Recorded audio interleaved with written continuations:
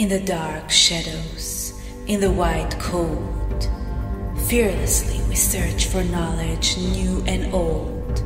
We drink the strong spirits and read the ancient tomes.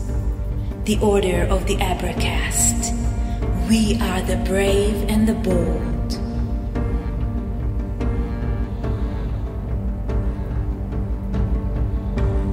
The Abracast. Occult, history, conspiracy, and violence.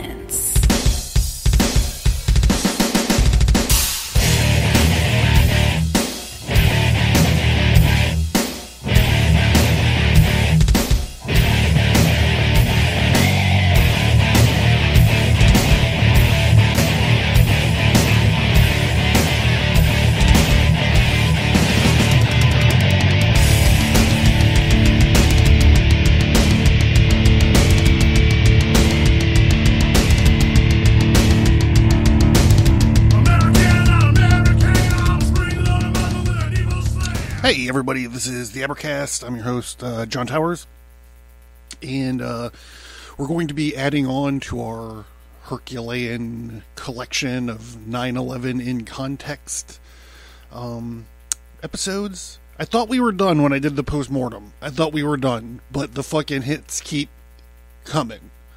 So we got more shit to talk about. This is going to be 9/11 in context part 5. I'm not exactly sure what the subtitle or whatever is going to be, but we're going to be talking about, Afghanistan withdrawal, but that's just kind of where we're starting. What we're really going to be talking about is what we left behind and why are we sending millions of dollars to the Taliban right now. You're going to be like, whoa, wait. Dr. Towers, excuse me, can you please repeat that last part? And I'm like, yes, sure, I will repeat it. We're sending millions of dollars to the Taliban. On top of the billion or whatever dollars worth of state-of-the-art military equipment we left behind and all that other side. Anyhow, I'm kind of getting away from myself.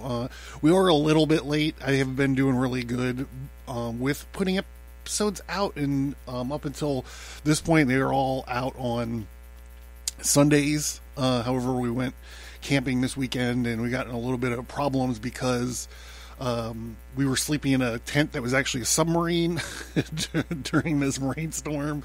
So it was an ordeal, but everybody survived. We're okay. Long drives and lots of laundry to do. And I gotta buy a new tent.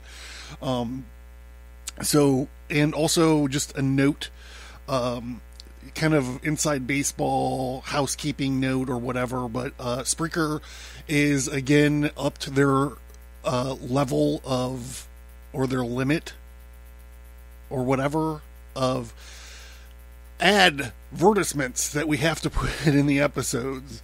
And I was clicking through and they want like 3 more mid level commercials in these shows that run just a little bit over an hour. I don't know what the math is behind it or whatever, but when this has happened in the past, I went through and I found spots to stick the ads in to where they would be as least offensive as possible. So if you go back and you listen to anything, any older show, like any show older than today, they might be dropping commercials in arbitrarily, which I fucking hate it. I goddamn fucking hate it. It drives me crazy. They're like, hey bro, inflation, we need to sell more ads. I can't fucking stand it. So again, we're going to be having to, add more fucking ad breaks in. Sorry. I don't know why I'm so emotional right now. We have an emotional show coming up. Anyhow, I got my vessel of the art here. I'm thinking about building a store back out, so you guys will be able to get those again, maybe. Along with, I have people reaching out to me asking me where they can get my tarot cards and I don't have a point of purchase anymore for any of that stuff, but however, t-shirts and stickers and mugs and all that stuff is available. That goes, you can hit website. All that stuff is there's a through TeePublic. So we got Moses shirts, Moloch the Bull God shirts, the Stele or Still of Revealing. The Abracast, it's not just about wizards and blowjobs t-shirt. The Fear Not and Be Not Afraid, saith Metatron shirt. The Solar Man shirt. Abracast, the Abracast Fuck Off sigil shirt. You can get any of these as stickers too. The Osculum Infame. You know, all the kids are doing that these days. You can get that on a shirt. The Yaldo Boath, the Satanic Goat, the 6 Books of Moses. I like that one. I like these all. The Tarot Card shirts, the Alchemical Process shirt. It's All About the Earth Chicks shirt, the Pentagram of Solomon shirt. I think that you can get that one on a COVID mask too. Oh, look, I'm just looking at this and they're actually all on sale. $16 for all these these shirts. Down from 20 something for another 10 hours or so. So I'm going to stop talking about this and get going. You guys can get go to TeePublic or go to Abracast.com and find them. If I had to pick one, which one would I pick? I like the big red logo one's pretty good. This Abracast sigil. The ones that I wear the most often, just in my everyday life, I think, the Satanic Goat one and the Pentagram of Solomon. And I also have the Magic Circle. It's a Thelemic Magic Circle. I wear that one sometimes too. Beareth, the rider on the red horse. Anyhow, yeah, so let's get into, actually, I'm bitching about commercials and then I just fall into my own commercial. But they won't count that one.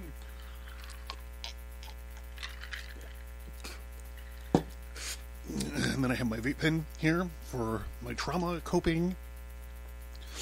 So we're going to start out at a weird place, npr.org.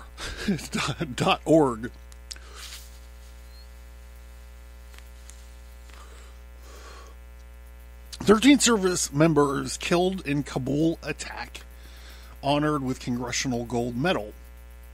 October 25th, 2021. The U.S.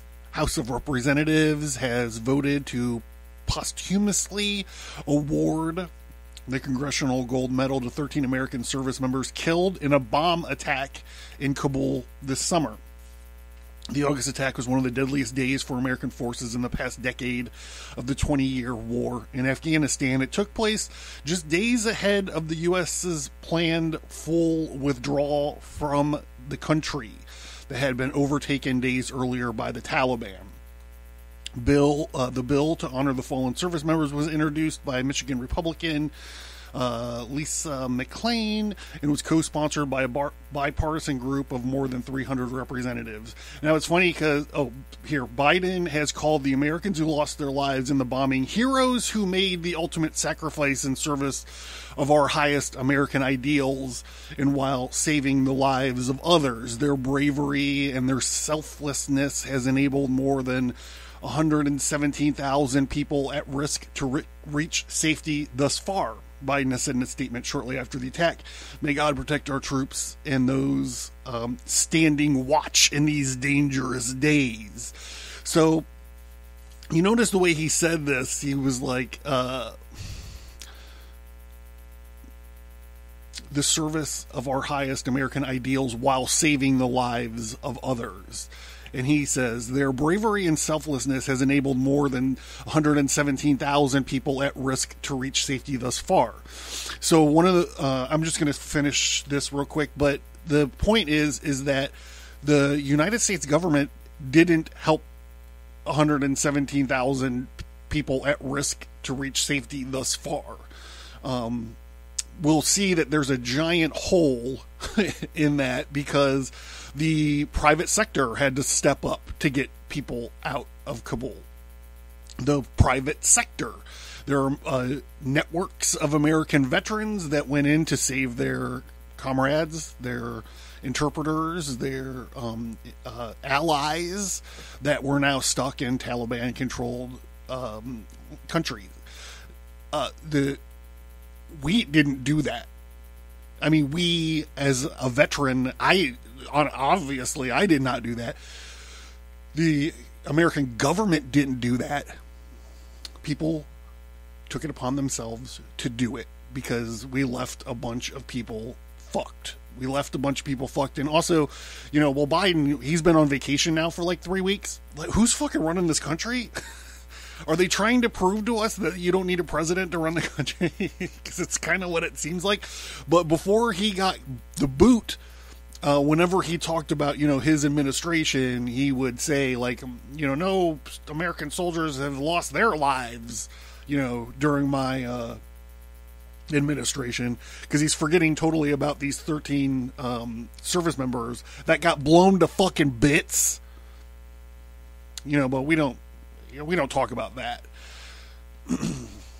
Taskandpurpose.com. The normal military rules are out. How veterans helped rescue scores of people from Afghanistan. This is the most American thing that has ever happened. This is written by Haley Britsky. August 31st, 2021. It was a global effort, one that would run 24 hours a day for as long as necessary. For many, it was a way of channeling feelings of anxiety and rage, confusion, and sadness into doing something. One more act of service, one more opportunity to help those who had helped them. The war in Afghanistan had gone on for nearly 20 years without a clear mission, and now there was one. Rescue as many people as possible. The U.S. government scrambled to get Afghan allies and Americans out of Afghanistan after the Taliban took the capital of Kabul on August 15th. Groups of U.S. military veterans jumped into action and helped evacuate vulnerable Afghans and American citizens still trapped in the city. The names of their operations ran the gamut. Pineapple Express, Team America, fuck yeah, Save Our Allies, Allied Airlift 21, to name a few.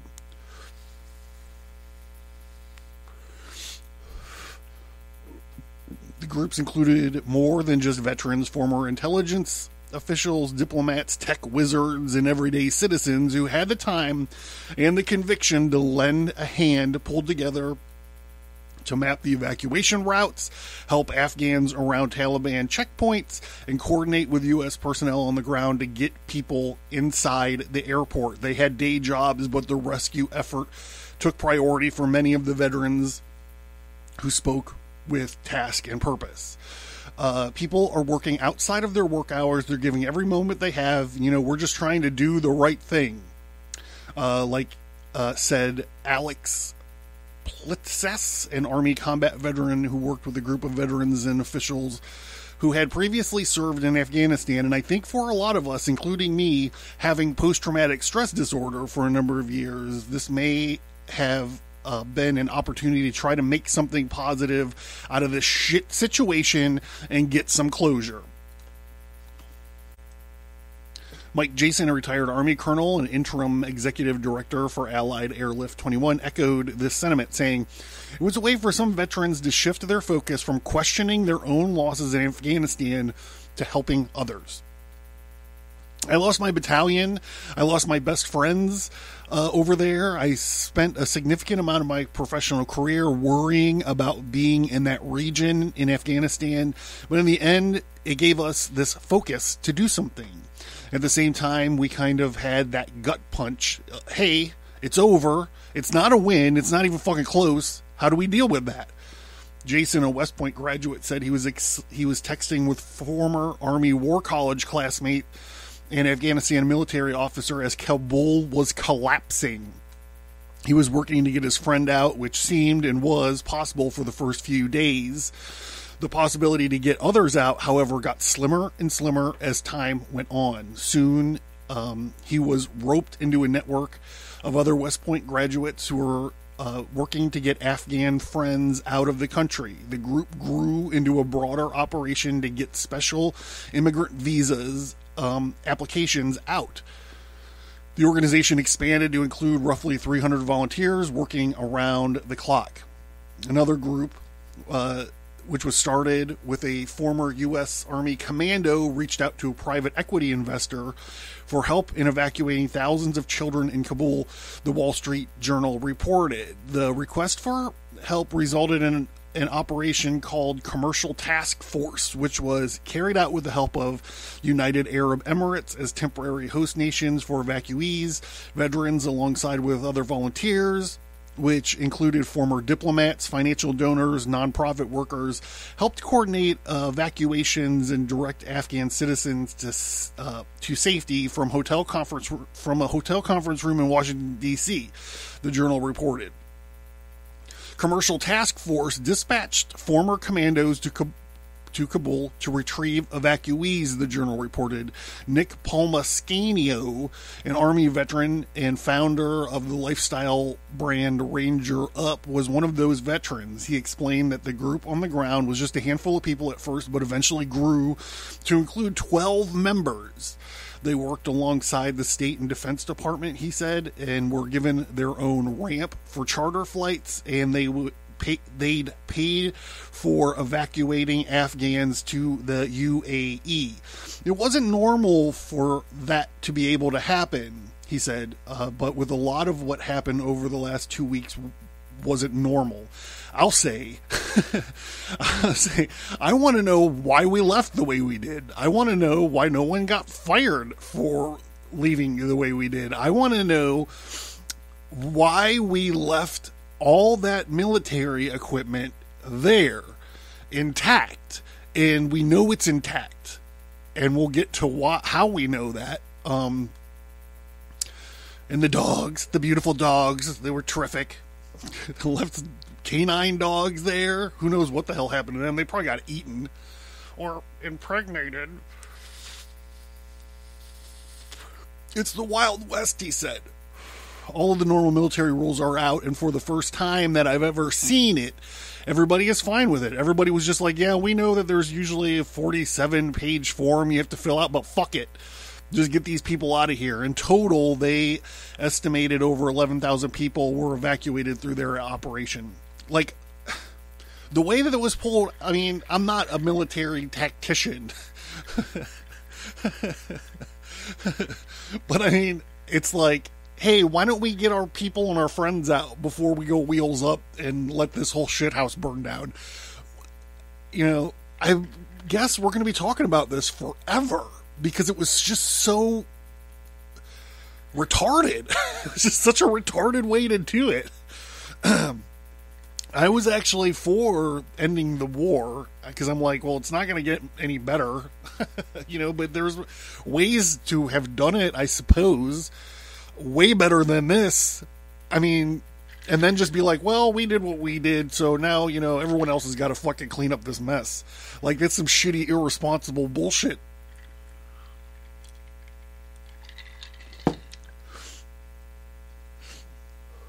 Task Force Pineapple was made up of current and former U.S. Spec Op guys, aid workers, intelligence officers, and others with experience in Afghanistan. ABC News first reported.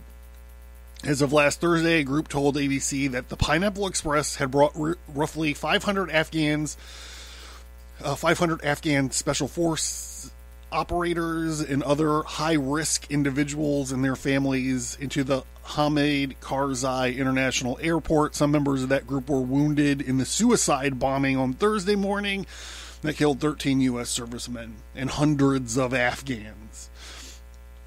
This Herculean effort couldn't have been done without unofficial heroes inside the airfield who defied their orders not to help beyond the airport perimeter by wading into sewage canals and pulling in these targeted people who were flashing pineapples on their phones.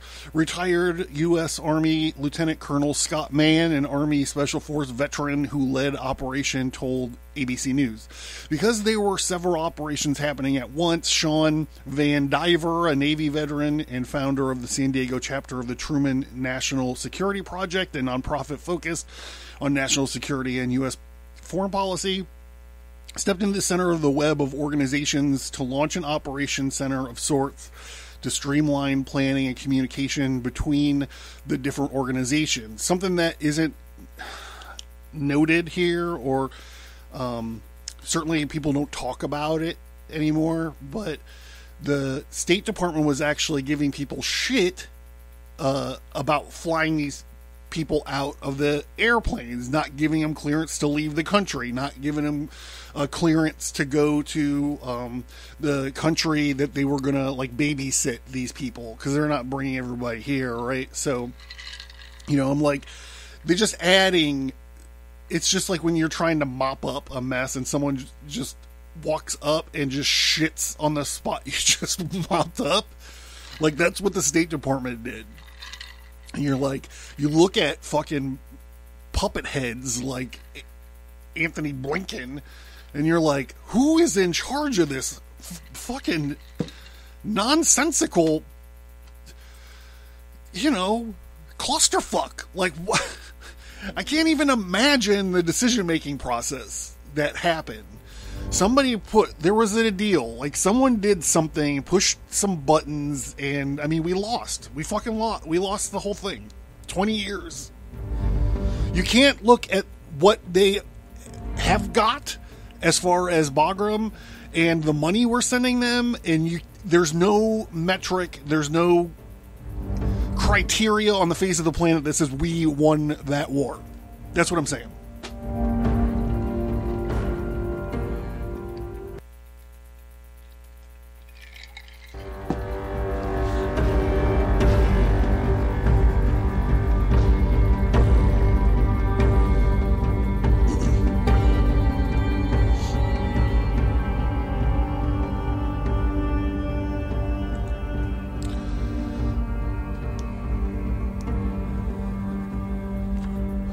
NationalReview.com. Why did the United States abandon Bagram Airfield?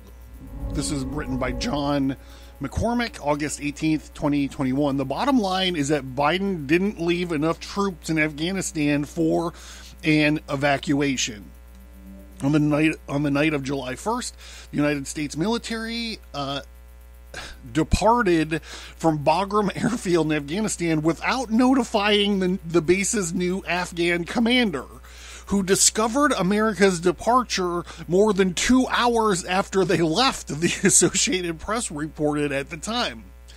As chaos erupted at Hamid Karzai International Airport following the fall of Kabul to the Taliban on Sunday, some members of Congress and the Afghanistan war experts were asking why the U.S. didn't hold on to its base of 20 years at Bagram, located about 30 miles north of Kabul. Some people have said that this is the most strategic piece of land in the world because of its geographical location in the Middle East and its distance away from China. Sorry. I digress. No one in their right mind. I gotta put this thing down. No one in their right mind would have closed Bagram Air Base while leaving behind thousands of civilians, Arkansas Senator and Afghanistan war veteran Tom Cotton wrote on Twitter. If you want to conduct an evacuation, you don't do it from an airport that's literally almost in the heart of the city. Bill Roggio, a senior fellow at the Foundation for Defense of Democracies, tells the National Review, a military planner would know that as soon as things got started going south in Kabul, that the Taliban was on the march and that the airport would be flooded. You can't secure that airport properly, he says. The fact was made all too apparent to the people around the world on Monday evening when they woke up to horrifying videos of Afghan civilians clinging to a departing U.S. military aircraft and then falling several hundred feet from the aircraft to their death. Going back to the spring following Biden's withdrawal announcement, Roggio says that he made a case for holding and evacuating from Bagram in conversations with the U.S. military and intelligence officials whose voices should have been heard by the upper echelons of leadership. On Wednesday afternoon at a joint press conference, Secretary of Defense Lloyd Austin and Chairman of the Joint Chiefs of Staff Mark Milley, who's a shitbag, were asked about their decision to evacuate from Karzai International Airport instead of Bagram. Lloyd didn't address the question. Milley's answer was a mouthful, but the bottom line was that there weren't enough troops. If we were to keep both Bagram and the embassy going, Milley said, it would require a significant number of military forces, so you had to collapse one or the other. Milley also said generals estimated that the risk of going out of Bagram or Karzai International was about the same, but he also acknowledged that President Biden did not leave enough troops for a scenario in which an evacuation was necessary to hold Bagram, protect the embassies, and protect Karzai International. Milley said that the mission was to keep the embassy open and get the level of troops down to a 600 to 700 number. I believe they wanted as small a footprint as possible, and they also did not believe it would come to this. It would come to this quickly, says Roggio, who writes in depth about Afghanistan and other fronts in the war on Islamist terror at Long War Journal. Abandoning Bagram, he adds, is the perfect example of the generals just saluting and saying yes sir and can do, and not standing up and saying this is madness and I can't execute this because I'm putting lives of Americans at risk and you need to find someone else to do this.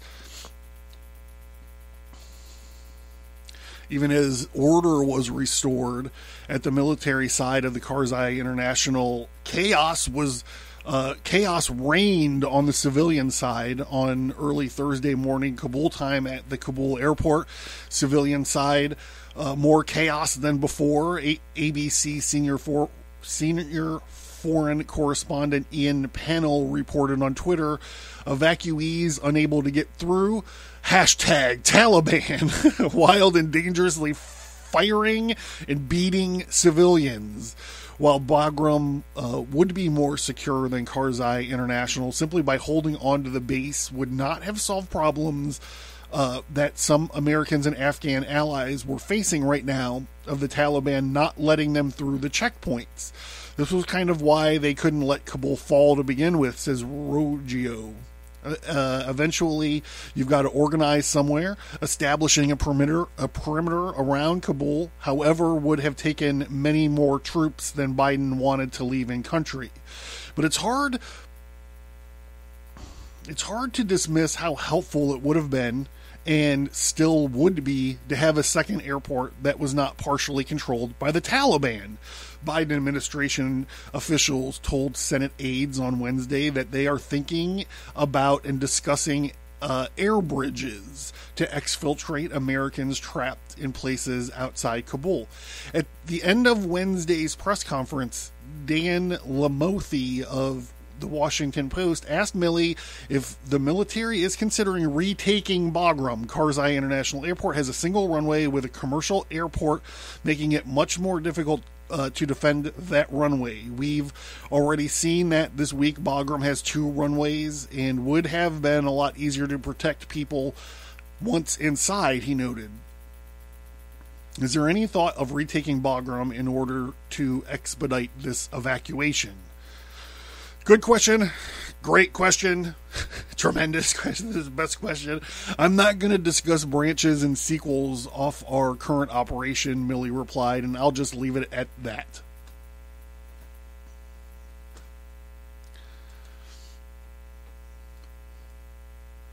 Why the U.S. withdrawal from Afghanistan was so quick and why they left so much behind.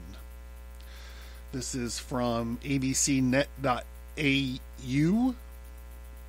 Unrest, conflict, and war. Thursday, July 8th, 2021. I was going to try to do this thing in an Australian accent, but I'm not going to put you guys through that.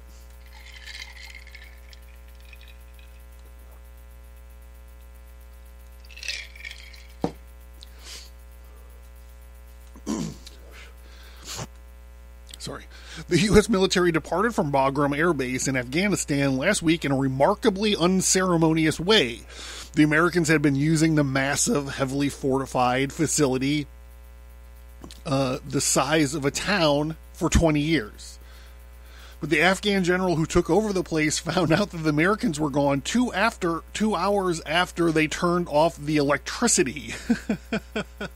There was no... What a shitty thing to do.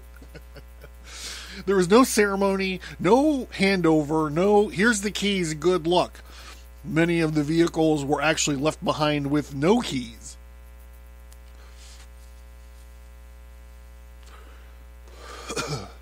So why did the U.S. military slip away without telling anyone? Is this a normal way to end wars? And why did it leave so much stuff behind? What does the departure from Bagram Air Base mean?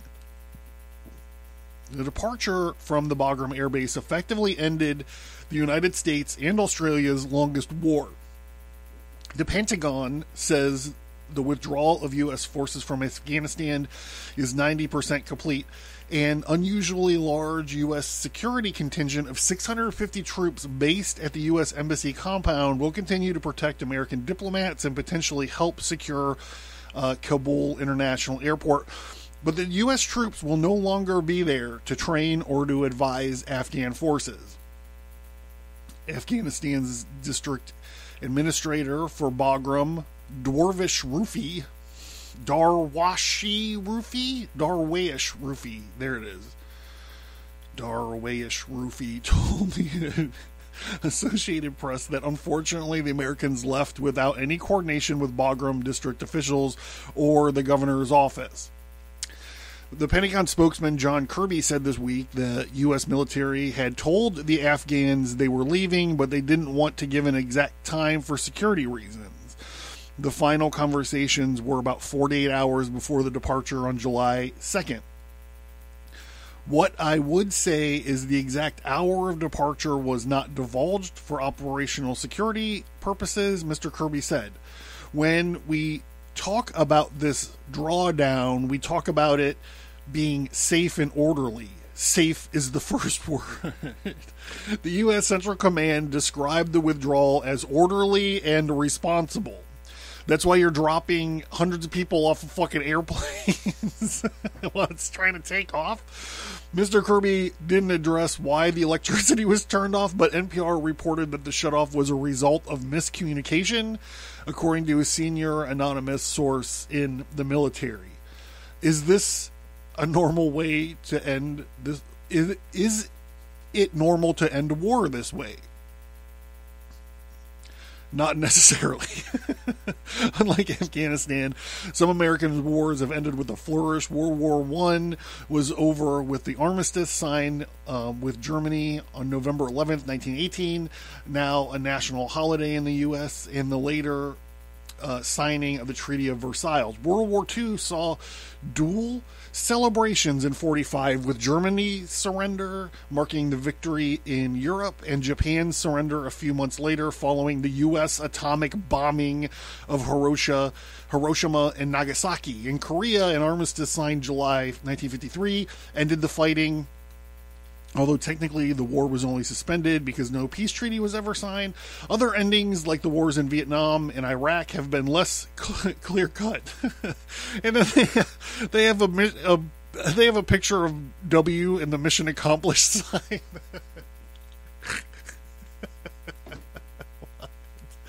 Oh my God.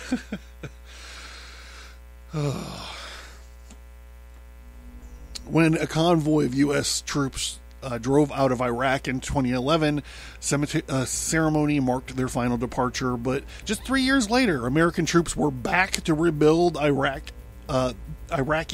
forces that collapsed under the attacks of the Islamic State militants. Peter Jennings, executive director of Australian Strategic Policy Institute, said a withdrawal from Afghanistan reminded him of the U.S. leaving Vietnam, which is the crux of the show. I believe it was Joe Biden's Eternal Recurrence of Joe Biden, where we talked about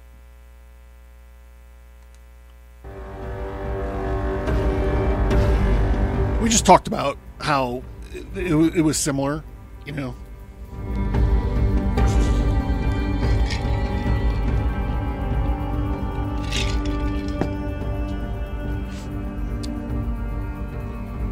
So why was so much stuff left behind in Afghanistan? The speed of exit seems to be a major factor in why so much is being left behind. U.S. Central Command said that it left no less than 17,074 pieces of equipment in Afghanistan. There's just pictures here of just civilian-looking trucks and vans and jeeps and shit just sitting in a parking lot. Most of the equipment is not defensive articles or considered to be major equipment, it said. U.S. official, well, we're going to see about that. The U.S. officials have been secretive about exactly what stays and what goes. Some equipment, including, helicopters, military vehicles, weapons, and ammunition, is to be handed over to the Afghan military, which, what does that mean? Everything's controlled by the Taliban. Equipment and vehicles that can neither be repaired nor transferred to Afghanistan security forces because of poor conditioning will be destroyed. I think the priority has to be to get out as fast as you can, Mr. Jennings of the ASPI said. Biden has been very clear that this is what he thought should have happened in Afghanistan a decade ago. Washington agreed to withdraw from Afghanistan in a deal negotiated last year under Mr. Biden's Republican predecessor, Donald Trump.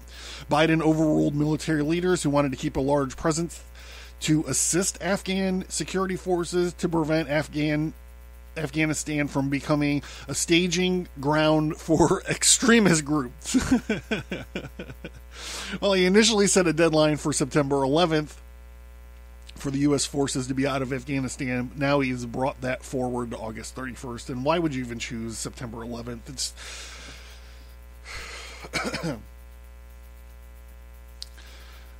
what can we expect to happen next? Lately, violence in Afghanistan has escalated. Taliban attacks on Afghan forces and civilians have intensified, and the group had taken control of more than 100 district centers. Pentagon leaders have said there's medium risk that Afghan government and its security forces collapse within the next 2 years, if not sooner. The U.S. troops withdrawal doesn't mean the end of the war on terrorism.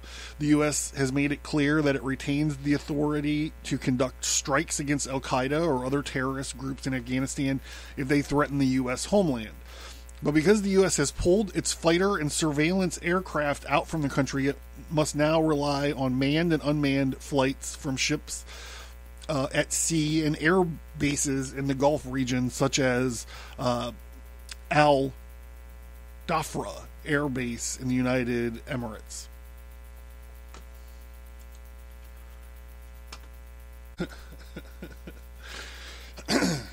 Globalnews.ca, Gilbrand Nair Peshamam, November 14th, 2021. Taliban staged parade with U.S.-made military gear and show of strength. Taliban forces held... I mean, this is so outlandish. Like, what even happened?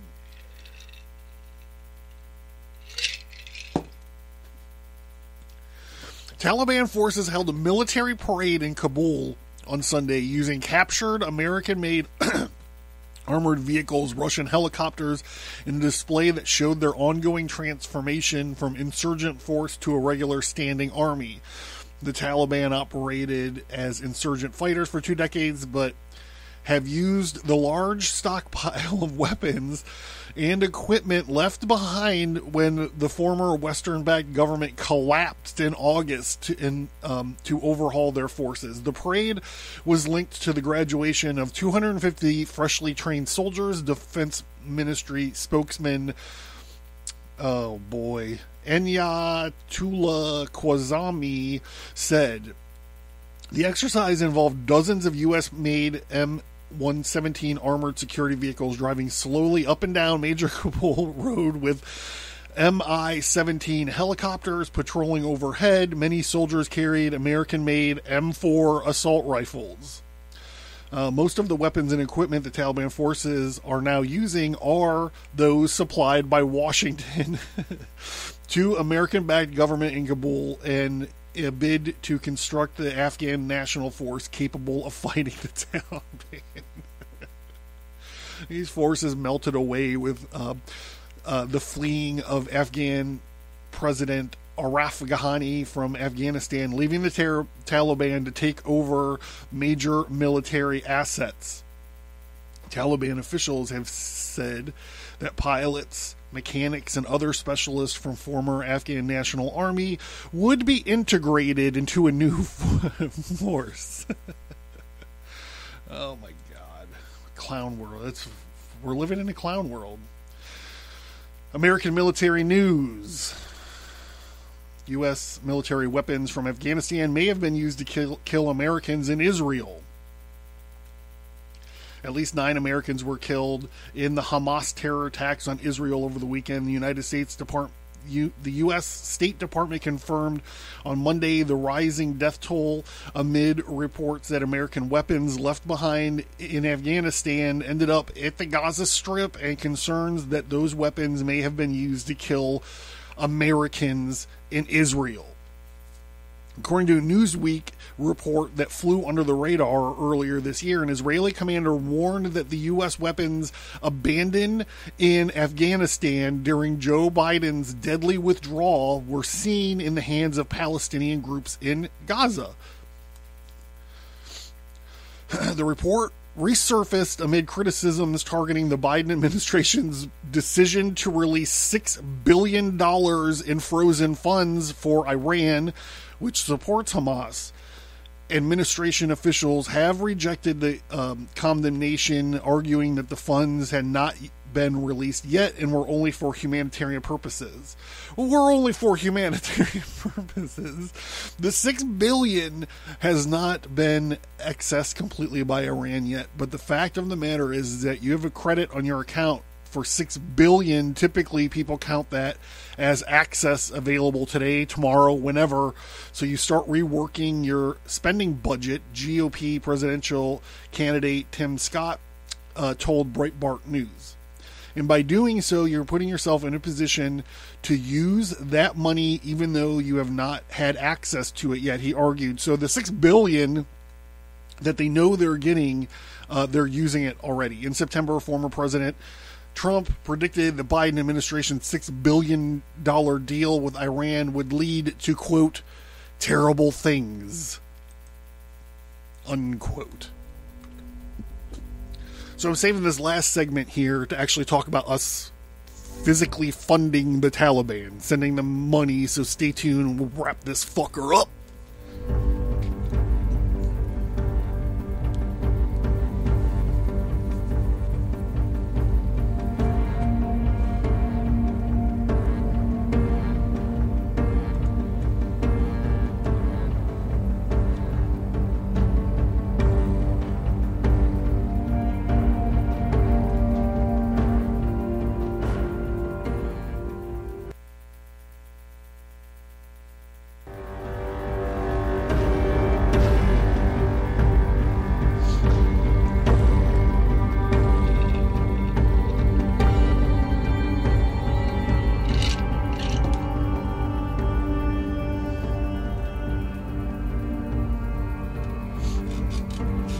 MSN.com, waste of the day. 293 million of Afghan aid may have funded the Taliban. Story by Adam Aderzejewski, I don't know, 1 month ago. 2 bureaus of the United States Department failed to properly track $293 million of humanitarian aid delivered to Afghanistan, meaning the funds could have ended up supporting the Taliban terrorist group, according to a new federal audit. So, you know, I want to stop and just point out, like, the massive incompetency of our government, but, I mean, 293 million, you know, might have accidentally we failed to track it. Who knows where it's at?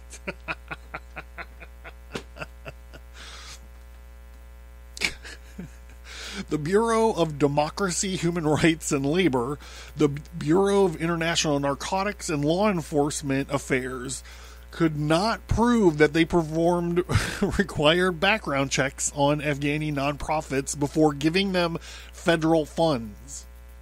That means there is an increased risk that U.S. taxpayer money went to groups who send cash to the Taliban or support its missions, according to the audit.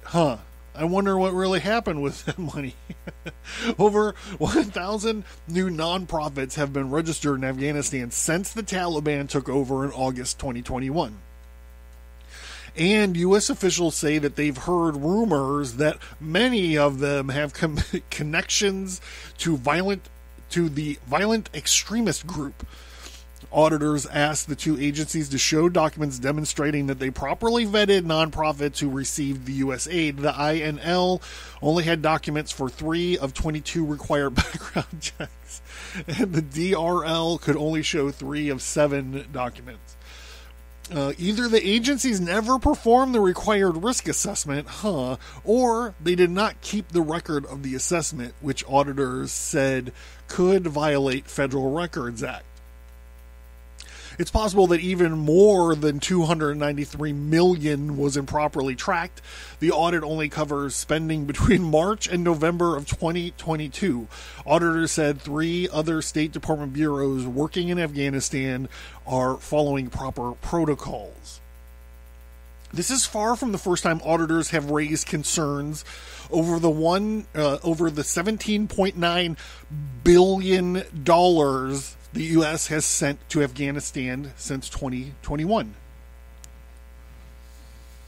That includes the $2.6 billion that the United Nations had sent to humanitarian groups, which a March Inspector General report found yielded a profit for the Taliban when the U.S. currency gets exchanged for Afghani currency. 1 month later, Special Inspector General for Afghanistan Reconstruction John Sopko testified to Congress that he could not guarantee that U.S. aid was not being diverted to fucking terrorists, okay? I mean, all I could do is laugh. All you can do is laugh. Like, you shake your fist at the sky and be like, where's my $293 million you're sending to the terrorists? Next one, MSN.com. Feds send millions of taxpayer dollars to the Taliban. This was written by Casey Harper, I guess 2 months ago. The center square, after 2 decades at war with the Taliban, the U.S. government is now sending millions of taxpayer dollars to the terrorist group. The Taliban resumed power in Afghanistan immediately after the chaotic and deadly withdrawal of U.S. troops earlier in the Biden administration. It's worded so weird. A recently released federal watchdog report shows that the U.S. government has sent at least $11 million to the Taliban since 2021 withdrawal of U.S. troops. But experts and even the federal watchdogs estimate the number is much higher. The U.S. government has continued to be the largest international donor supporting the Afghan people since the former Afghan government collapsed and the Taliban returned to power in August 2021. The federal watchdog SIGAR wrote in its report, since then,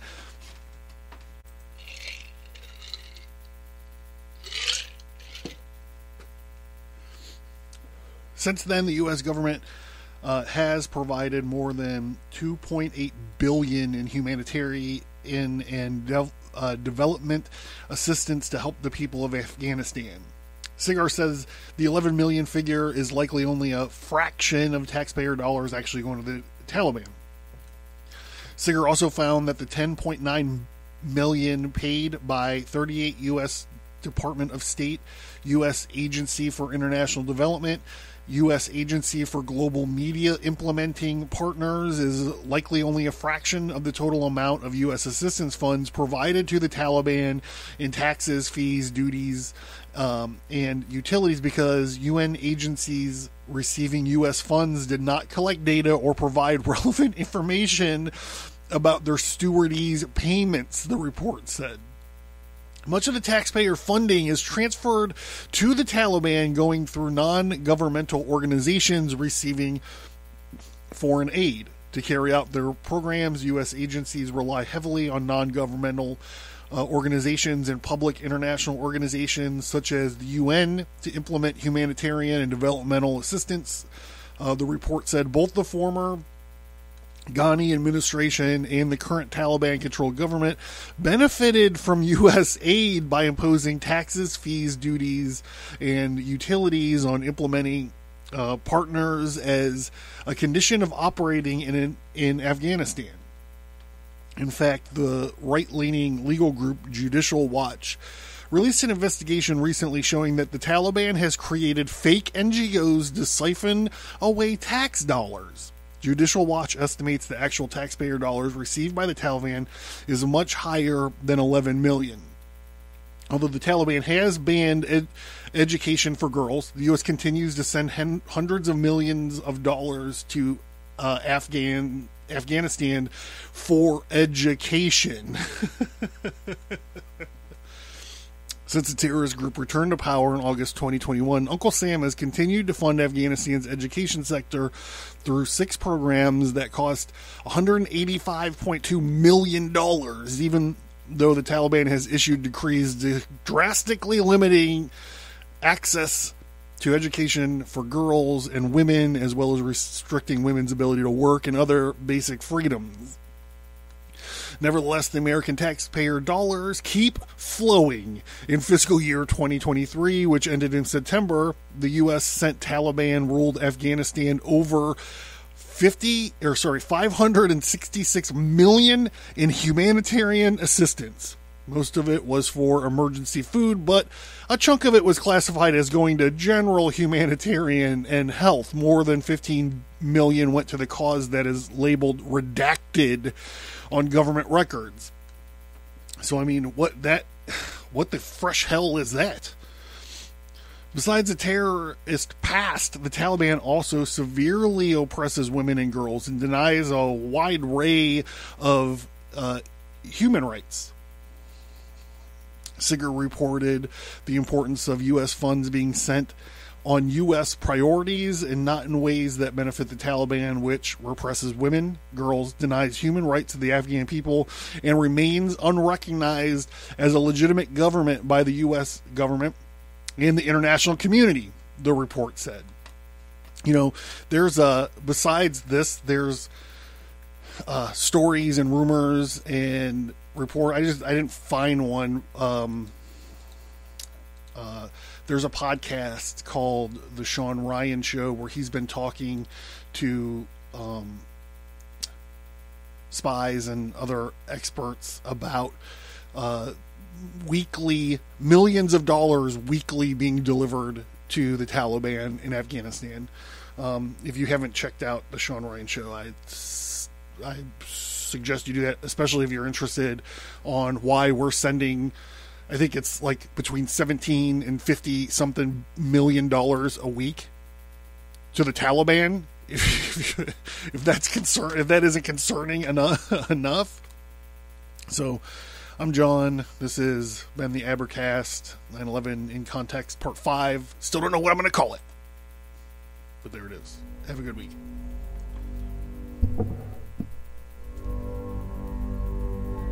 Are you interested in the occult, history, conspiracy, and violence?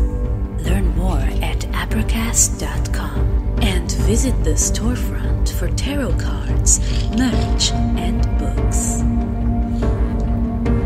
Support the show. Get access to the show archive at subscribestar.com.